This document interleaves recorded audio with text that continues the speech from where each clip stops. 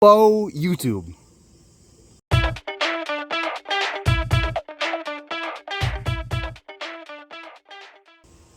went to the store and purchased a watermelon. I thought it looked good. It was green on the outside. You could pluck it, you could shake it, you could hear all of the moisture in the watermelon. Well, once I got that bad boy open, it looked like this. It was nasty, it was soggy, it was sloppy. Have you ever received a watermelon like this? So what I did, I took it back to the store and got a replacement.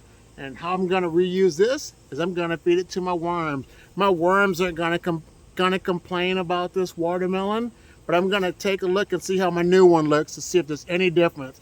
Because if it's not, if it's still mushy and yucky, I'm not gonna get another one. So let's take a look at that one real quick.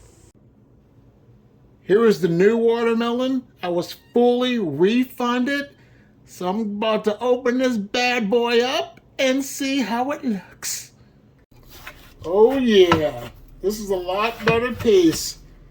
I'm going to salvage the good part and give the rind to my worms. Take a look at this. Here's another video. Thanks for watching. Like, subscribe, share. Have a great day. Bye.